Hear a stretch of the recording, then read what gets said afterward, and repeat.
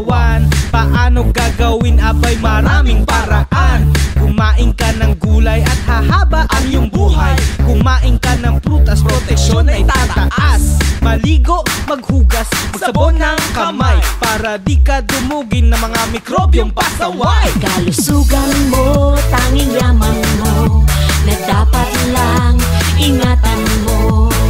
Sumabay na tayo sa masayang paglalakbay na ito. Itong biyaheng walang iwanan para sa ating kalusugan. Gatas ng ina, tunay na mahalaga. Kailangan niya ni baby para siya ay laging healthy. Huwag kalimutan ng bakuna para siya'y may panangga. Alagaan ng mabuti at health center dalhin lagi. At kung ikaw ay buntis sa check-up, huwag magmimintis. Huwag matakot kumonsulta para iwas disgrasya. Kalusugan mo, tanging yaman mo, na dapat lang ingatan mo.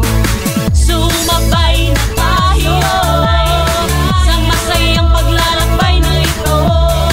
Itong biyaheng walang iwanan para sa ating kalusugan.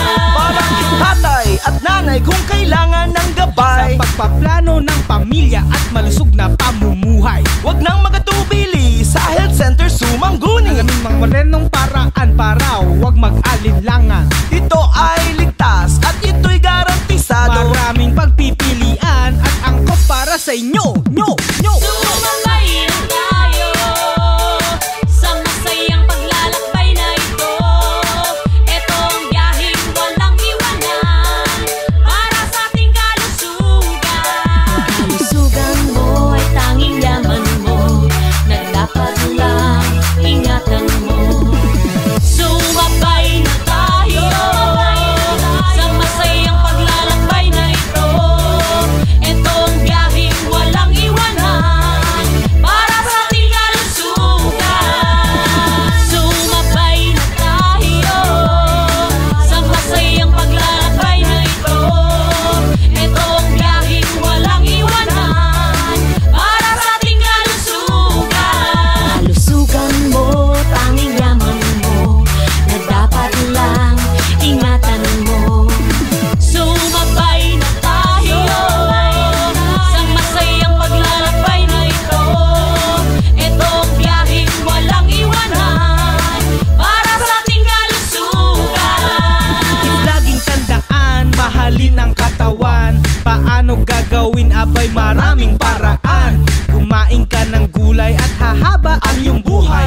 Kumain ka ng prutas, proteksyon ay tataas. Maligo, maghugas, magsabon ng kamay, para di ka dumugin ng mga mikrobyong pasaway. Kalusugan mo, tanging yaman mo, na dapat lang ingatan mo.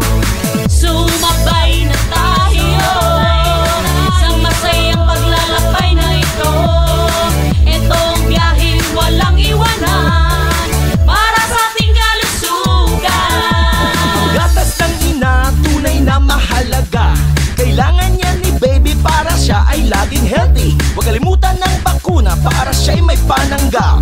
Alagaan ng mabuti at health center dalhin lagi. At kung ikaw ay buntis sa check-up, huwag magmimintis.